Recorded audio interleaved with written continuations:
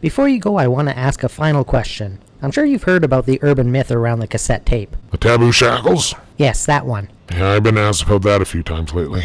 Did you want to set the record straight for listeners who may have heard this story? Yeah, okay. There's not much to it. A buddy of mine who does sound for a lot of bands here in DC went to Calgary. That's in Canada. I think he was doing some sound on the Gullerwagon tour.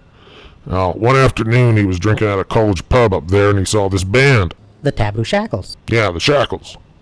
Well, he was blown away. Brought out a cassette recorder and taped the show.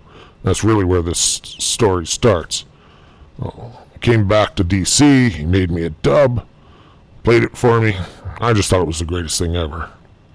I made copies for my friends and all the underground bands that came through DC. And all those bands made dubs for their friends. Eventually, Taboo Shackles became the biggest band among underground rock musicians, and no one else knew anything about them. What was so great about them? Well, I gave a tape to Dave Grohl. This is before he joined Nirvana. And he told me a great line. He said the Shackles were a better band than the Shags. Or worse, depending on your point of view. Well, I know Dave gave Kurt the Shackles tape, and you can hear some of that influence on Nevermind, because it wasn't there on Bleach. The Shackles changed him. Now, Kathleen Hanna told me Bikini Kill wouldn't sound the way they do if she hadn't heard a song from the tape. I think it's called Meow, Wow, Wow. That Riot Girl stuff, that was definitely inspired by the Taboo Shackles. What have they done since, do you know? No idea, man. No one knows anything about them. They just disappeared, probably broke up. They might not even be aware of their influence. I bet in 20 years' time, the mainstream will discover them. Moms and dads will claim they love the Taboo Shackles from the start. And those guys will get it back together again for the money, and they'll just really suck. Yeah, right. Thanks, Sean. Yeah, good to talk to you. Nancy. Good to see you. Sean, great to see you. Yeah, I'm stunned to be back with this team of people who only now do I actually realize the influences and gifts they actually gave to me. It did surprise me that it could come together. It's sort of like the stars and planets coming into some kind of alignment. I never ever thought this would happen or envisioned this at all. They're a twisted bunch of souls, and I pray for them. Ed is definitely the most stable, and that really doesn't say much for the rest of them. And thank you. Anything else you want to say? Rock!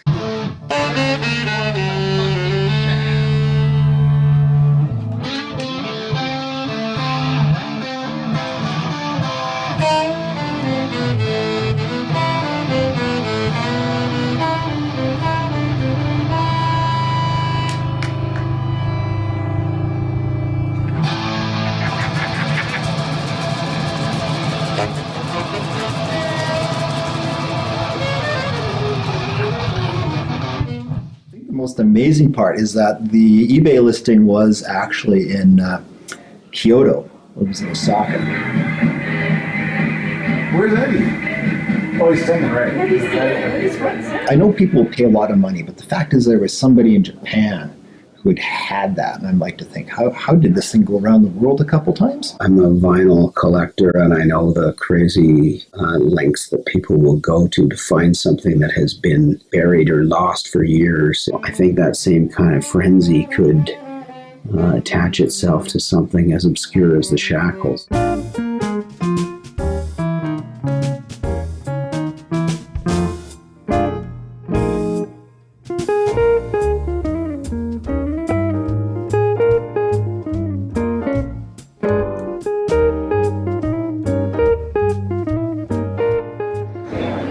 Milton, Yeah, can you go home again? you can never go home again.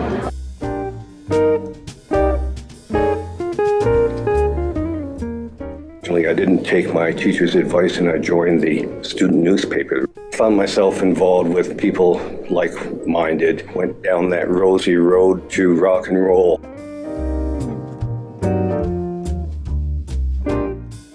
It brought a smile to my face, if not a glass to my lips.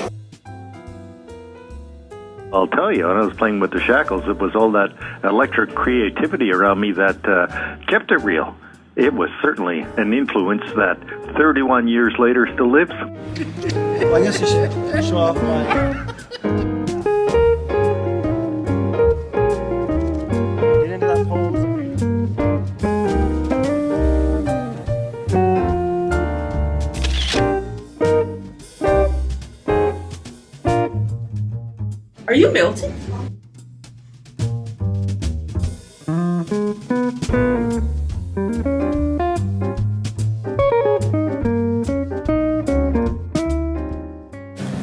exciting. How long have you had that? Obviously a bootleg 7-inch. How long have you had that? Well, obviously, I've had it forever. Like Insider and stuff, I've been carrying it around. I've followed half the band for my life, like just waiting, because it's the 30th anniversary. What is it? The 35th, 30th, something like that. Like, it's a long time ago. I haven't been to the Rat. This is what used to be the Rat. This is where they played, right here. Mount Royal, the Students' Union booked all the bands for the Raskeller. And every Wednesday night they had a pub night. It was an awesome place, the Rat, as we called it. And we were exposed to the absolute worst performers that you can imagine. We were organized to fight against a regime that basically delivered low-grade covers to us on a weekly basis. This was intolerable. There was very little fun. There was a lot of pandering. And inevitably, it was the same 12 songs capped off at the end with American Pie. Long, long time ago, I can still remember. After a series of negative reviews, the college's activities director, Jim MacArthur, had enough. He stormed into the Reflector's offices, tracked down Dave Call and I, and said, "If you think it's so easy to book an act every week for $250, you try it." So I contacted a local band I really like called the Cryin' Helicopters. They did this neo-psychedelia thing, and asked them if they'd be interested in playing the college for $250. They said they would love to do it, but only had 60 minutes of material, and we needed 90 minutes. So we immediately just brainstormed that we would get up there, and I'm not sure who voiced it. It might have been Dave Veach, it might have been myself, but we said, why don't we just do it ourselves? We'll go up there, we'll play. I don't think there was much time to practice or write the songs, and we insisted on performing all original material. There wasn't a song between all of us to scratch two notes together with. And Dave brought out his guitar, and Mickey brought out his bass, and Milt got his drums going, and Shawnee got out his saxophone, and Eddie got the trumpet, I got my harmonica, and we just put it together, and it was very spontaneous. The night before we rehearsed for the first time, none of us had ever played together. We met at my place in that CD basement I had. I think we banged out 10 songs in the course of, I like to put a time frame on it, probably better to measure it in how many beers we had. As far as the lyrics, those were pretty much made up on the spot, written down as they were being sung. So suddenly, there's a band together on a stage.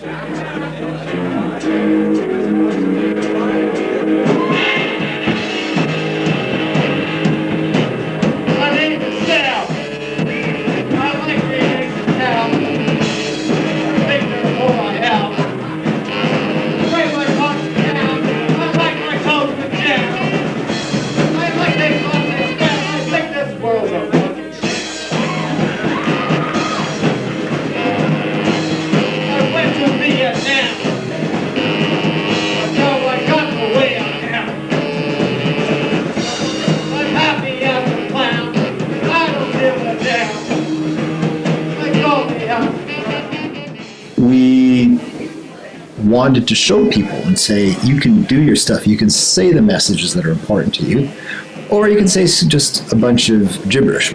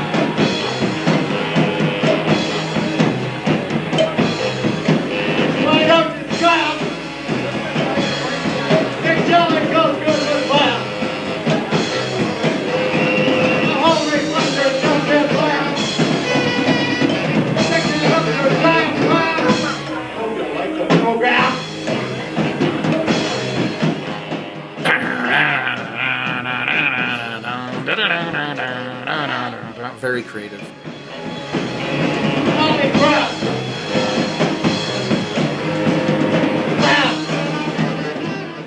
We We had no monitors, so we could not hear ourselves on stage. No, I was playing blind. I couldn't hear a note that I was picking, not a single one.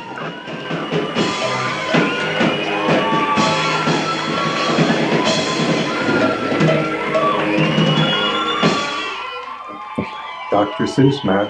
Dr. Seuss for the post-collegiate blues. It's brilliant in its own way. I thought we were just having fun, and other people started having fun too, so that was a big surprise. Instead of the muted applause, it was a pretty raucous crowd. They were throwing things at us. They were shouting and yelling and laughing. There was so much potential there sexually and just energy-wise that you could just feel like you're a part of something that was going to be big, orgasmic, you might say. We only had a half hour to make an impression, so we didn't want to do anything boring. We needed biff, bang, pow!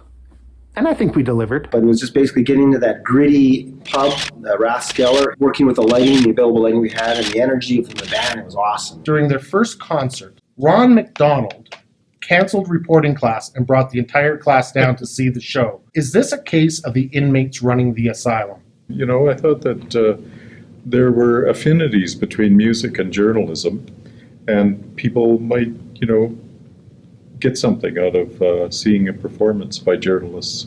I was actually hoping it would end in utter disaster. I was hoping people would just go absolutely nuts and, maybe attack the stage or something. Well, let's have a booing contest anyway. How about this side of the rat boo, and then followed by this side? Let's see which side's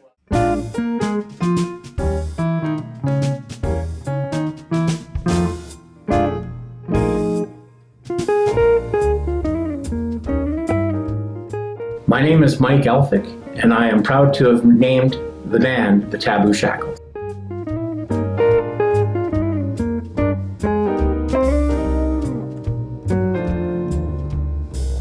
I was trying hard to create a story that talked about, sex and tried to give me a little bit of an edge as a rookie reporter kind of thing. And as they were contemplating a name for their band, they chose a piece of a story that I'd written about sex. Sex today has broken from the taboo shackles of yesteryear to become one of the most talked about subjects of modern society. And that's where this all came from. I used to go watch them play quite a bit at the Rathskeller pub. Probably didn't really want to be associated with them at a core level, but they're always fun to party with. And so I guess there's a sort of sense of both embarrassment and pride at the same time. Do you have any memories of the songs themselves? The music that they played was designed, I think, to antagonize and piss people off. You are so apathetic. You make me sick. Don, what are you on? It was about the college president. I can't remember exactly what we were all pissed off about, but we were pissed off. It was pretty bold for students to be challenging the college president in a song, and 50s was probably the last thing that anybody would have expected a band like us to do, which is exactly why we wanted to do something like that. From the first time I came into school, I knew I'd find a man who knew all the rules. Who would occupy us with important position, a man of many talents and a skyward vision, a man they call the president, and his name was Dawn. Oh, Dawn, what are you on? Give me a reason. And when I get out of here, I want to be just like him. His magic fingers would help the temperature away. And his name was Dawn. His name was Dawn. Oh, Dawn. What are you on? The lyrics, Don, what do you want? Still part of the lexicon in my life. Like, for all the great Dons, like, you just look and shake your head and go, oh, Don, what do you want? Like, I use it as a phrase at my house. Thank you for all you've done for me. I was blind, but with you I can now see. I think you're really wild. Someday I want to bury your child. Oh God, God, what were you on?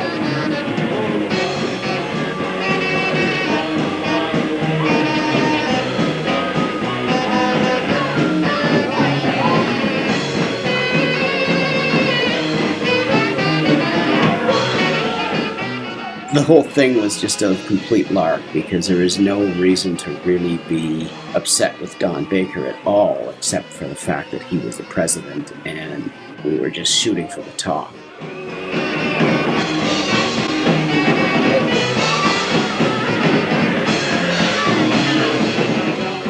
It was daunting being around all that creativity. It was amazing. Like the Shackles, they're so primal. They reinvented fire.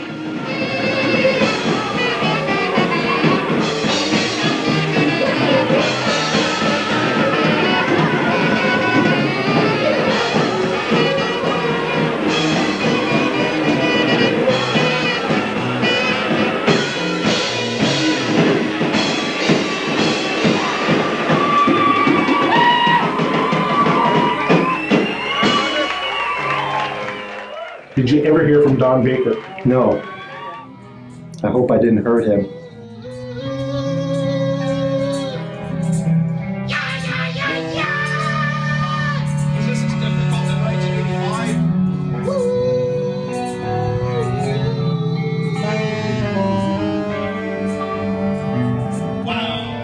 Over here we have Mr. David Beach. Everyone's friend, Dave Beach.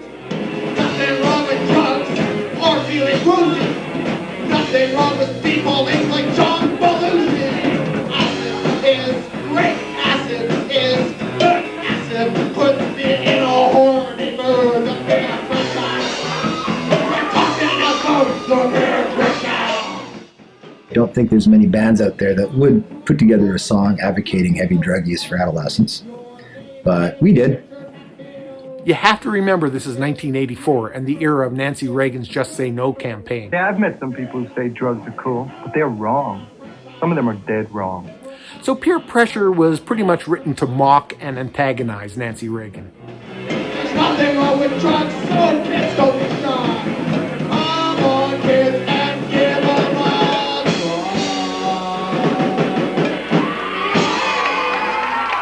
I'm not sure what kind of a message it was really sending. Pretty good musicians for journalists, or pretty good journalists for musicians? Pretty good musicians for journalists, unquestionably. And I only saw one or two performances. They were both epic. No, they're awful. It's like listening to a cat scratch a chalkboard. If you can't win or do something new unless you take a risk if you fail or not. And I think that our performance was quite invigorating, quite unique, pretty cool.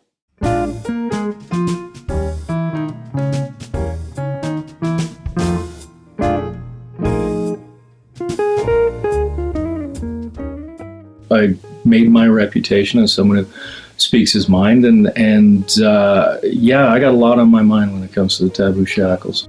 It was a train wreck, and not even a good train wreck. I'm talking one of those train wrecks where you just have to turn away because you're seeing bone shards. We're seeing a lot of blood and tissue, and you just don't want to see that. What was the matter with the Taboo Shackles? Oh, Jesus, what wasn't the matter with the Taboo Shackles?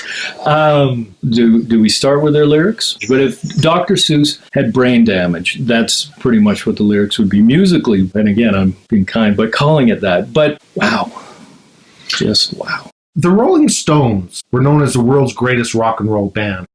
And the Clash were known as the only band that matters. The Taboo Shackles like to consider themselves, retroactively, the most obscurely successful band to come out of Calgary since Foster Child. Is that hyperbole, or is there some truth to that? I like to consider myself handsome. That really doesn't make it so. They were forgotten for a reason, but the fact that I've still heard of them is a problem. Of all the bands that you've seen, the Shackles might have been the worst. Are the Shackles in that way number one in your heart? I'll say number one with a bullet, and the bullet was from a gun I put in my mouth because I wanted that noise to stop.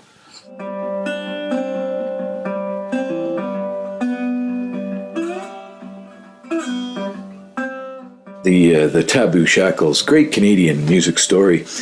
They have this wonderful myth that they've propagated that the band started out with their first rehearsal, wrote all of their material in that first rehearsal, gigged the next night, the rest was history.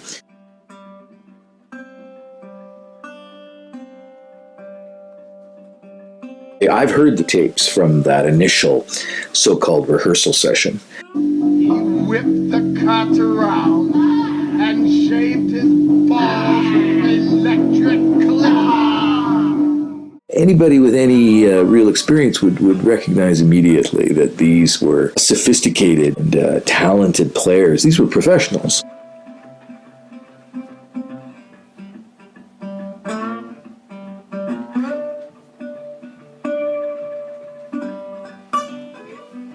It's one of those music myths, to the order of, Paul is dead, or, Klaatu is really the Beatles. This is common fare for the music industry, and the Taboo Shackles are another example of this kind of manipulation of the media. But yes, look closely. These could be the Canadian. This could be the Canadian Wrecking Crew.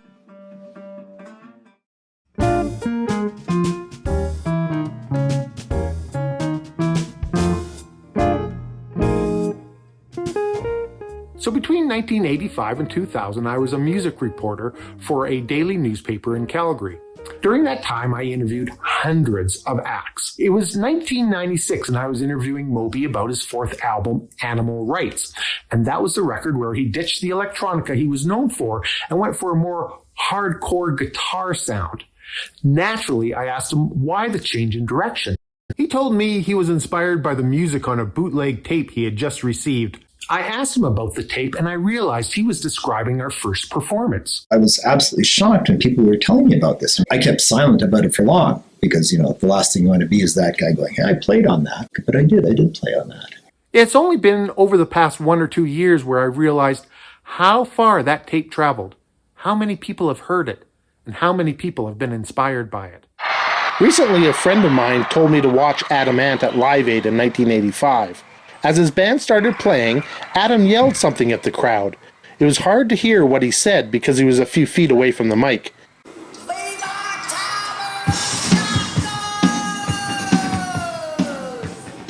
The closed captioning at the time guessed that he said, "Viva tattooed assholes." But when you look at the shirt he was wearing that day, I think he did a shout out to the Taboo Shackles in front of millions of TV viewers. I think those Rathskeller gigs, those were like the Pistols playing Manchester. There may have been, dozens of people in the audience, but every one of those people went out to form a new band. We never intended to inspire a new generation of musicians, although through some weird twist of fate, I guess we did. I remember the Taboo Shackles. Wow, early 80s. It was interesting because there was a real buzz about the band, but not from the traditional avenues. It wasn't radio or newspapers. I would get phone calls from musician friends across the country saying, who are these guys? They thought there was a real breath of fresh air here. They thought that the Taboo Shackles were showing us somewhat of the future of rock and roll.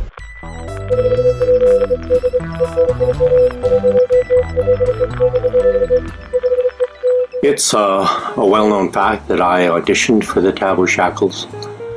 I really, really wanted to play with that band. It's obvious in hindsight, I just didn't have the skills. I could never, even today, I could never play at their level. The Taboo Shackles. I haven't heard that name in a long time. Great band. Those early moments, those early club moments, and they were rocking. And the crowd was going crazy. Those were some of the best rock and roll moments ever. Yeah, I absolutely remember the Taboo Shackles. So we watched their set. It was really moving. The crowd was going crazy. The mosh pit at the front was insane. They were just causing chaos. They were a force of nature. Taboo Shackles. Now that was an intense band. Devastating. Like, you did not want to go on after Taboo Shackles. And back then, the Calgary rock scene was different than it is now. Nowadays, it's all, everybody be kind. Let's be kind to one another. Back then, it was dog eat dog. And we briefly considered changing our careers to, like real estate, oil and gas, anything but be up against those guys. Most of our songs sound like derivative Taboo Shackles songs, but everybody who saw them, those great gigs, formed a band, and I'm one of them. When I was a youngster in the early 80s, getting into music, like Boomtown Rats, it's like Down First, different stuff like that. Absolutely revolutionary stuff that you knew was groundbreaking, and it was something you'd never heard like before. Taboo Shackles always came up, and to this day, it's been an influence in my life. I'd have to say that the Taboo Shackles are about the only band in my world that could ever be more important than Joy Division. Their power as songwriters, undeniable. Those lyrics, to write lyrics like that, unimaginable. Some song that had a line about mint jelly and lamb, and I just remember being overwhelmed by this feeling because it didn't make any sense, but there was something on a kind of an existential level, like we're all lamb, but then we're all mint jelly. My lyrics were never the same after that show. My favorite Shackles song, I think it's really got to be Meow, Wow, Wow. I think it exhibited what the Shackles were all about.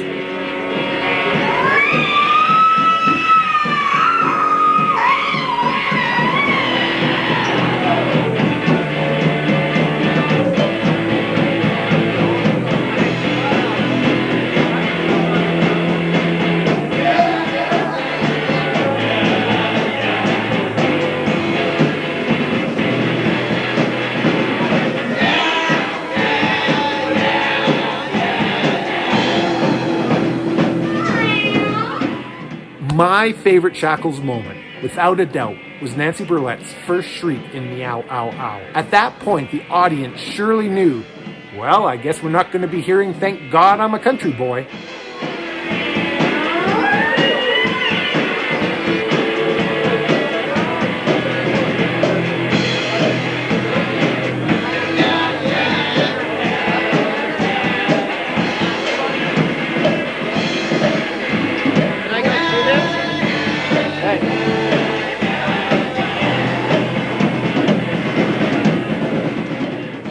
I've never played with a band that had so many stage hogging front people. I think that was the best thing we had. A bunch of clowns, people are willing up to become an object of ridicule, have things thrown at themselves to put across a message or an idea.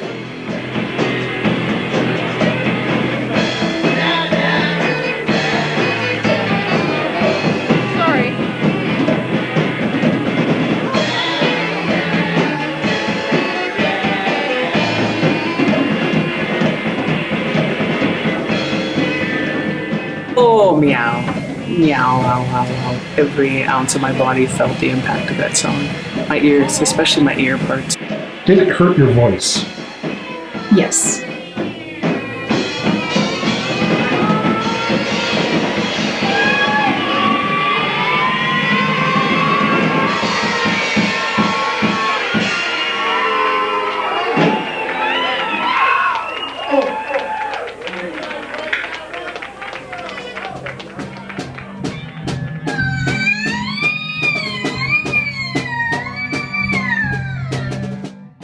And it was very important, I think, to have a strong female voice there. We were all striving to be different, and Nancy stood out in that vein. Was she the most exciting person to shoot in the Shackles? She was the most good looking. Tell us about your wardrobe. It was a vintage gold lame evening gown that had been carefully shredded, and with the addition of a belt and a... Now, this is some controversy here. And there, wearing the Frank Sinatra record in her hair, is Nancy Burlett. But it is, in fact, a Solomon Burke album in my hair. No way. way? When Nancy put that record in the hair, it changed everything. I think the only criteria for membership in the band was, willing to be completely open and completely perhaps off the wall. I've never been afraid of making a fool of myself. They were older people than, in many cases, than the people I teach now. And they came from a wider variety of backgrounds. So they were in many ways much more interesting. In what way interesting? Is that kind of like special? No, crazy. I've been a drug addict ever since the day they stuck that needle in my arm and I was hooked for life. Not now, right? Then I joined the Taboo Shackles and lived happily ever after. Cocky as hell, arrogant, and tough to get along with at times. No, you have to name names. Veach never really seemed to like any of my stories. As a young guy, I kind of took that personal, and he kind of pissed me off. What an asshole. He could be, yeah. He certainly could be, yeah. Wake up. Classic.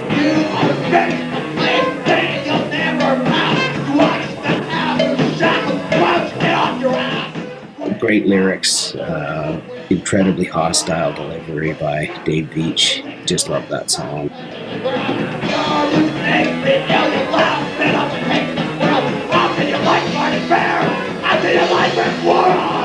David Veach, Taboo Shackles. No, I've never heard of them. Are they a band? Are they still around? Well, it probably has as much appeal as a baby's fart.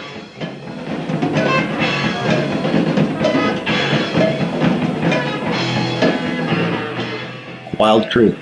Unpredictable, and quite possibly should not be allowed on the stage.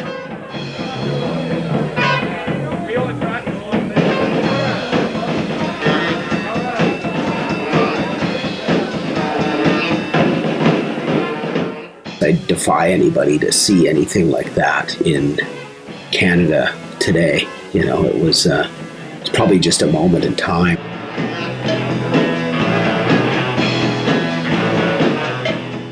Sean and Eddie Shackle going dancing with the orange was phenomenal.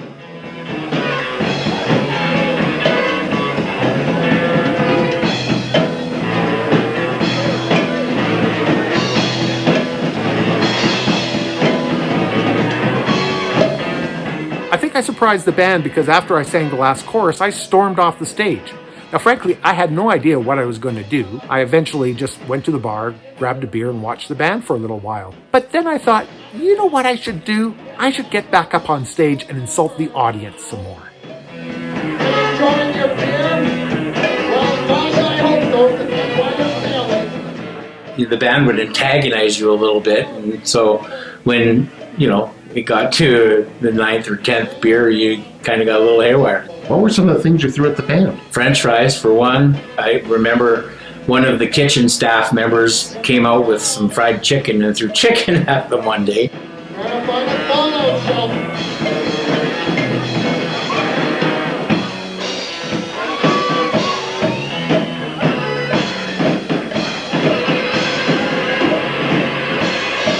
Somebody kill that man. The sign is coming all around.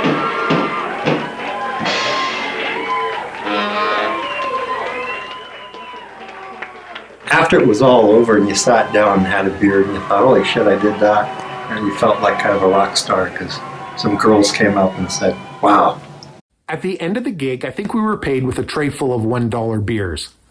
But being on stage and seeing the looks of horror and disgust on the faces in the audience, that was priceless. Everybody's walking out of there, man. Pretty strange show. Yeah. Don't wrinkle the brill cream. We can't drink and there's all the pussy. Close up.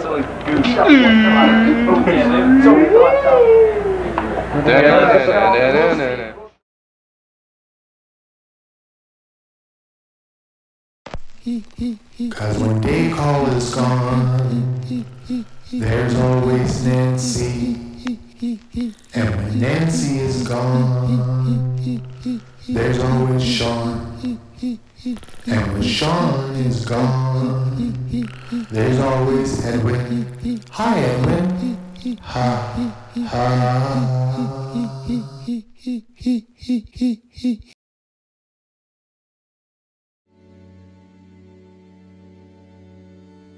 light, burned out quick. This is a band of independent instigators, restless, imaginative, creative in their own bizarre ways, and staying together and forming a cohesive unit was never in the plans. Members of the band drifted apart because, thanks to you, they got good jobs in the real world. So how does it feel to be the Yoko Ono of the Taboo Shackles? I had never thought of myself in those terms, and actually I plead not guilty to the charge. I had nothing to do with the survival or otherwise of the Taboo Shackles. I lived with Nancy Burlett for a while, trying to, create, hoping that would happen again, that everybody would come together and the band would come together. She never put the record in her hair again, you know what I'm saying? It never happened again. The Shackles never actually split up. It's just sort of went dormant.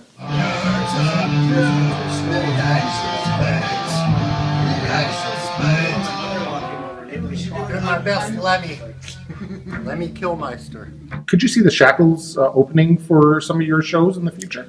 Oh my gosh, I would like to open for them. I would like them to be the headlining act. Like, I would never presume to have them open for me. I think that would be tacky. I would never do that.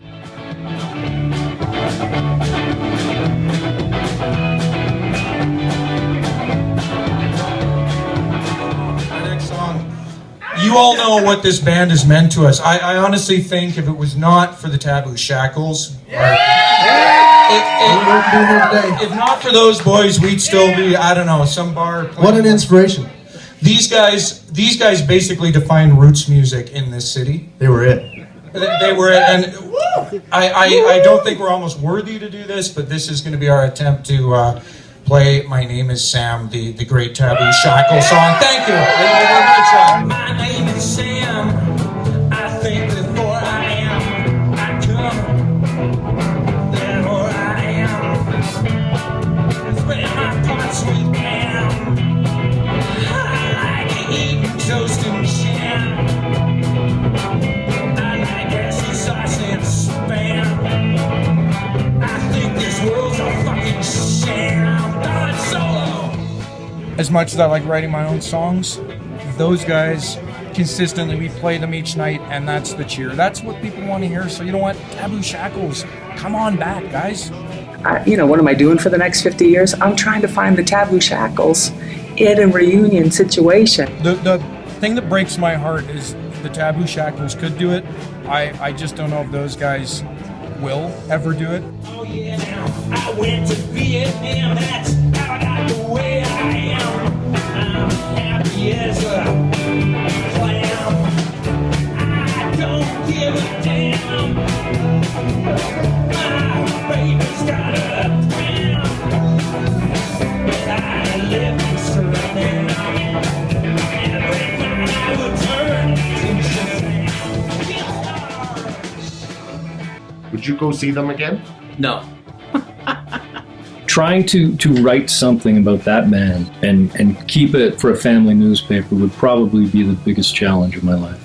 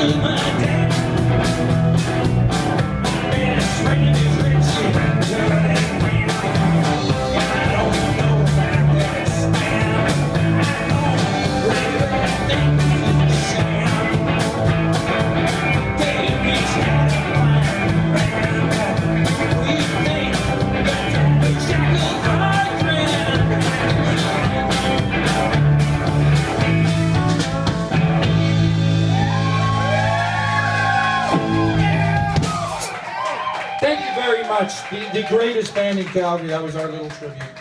Thank you, Taboo Shackles.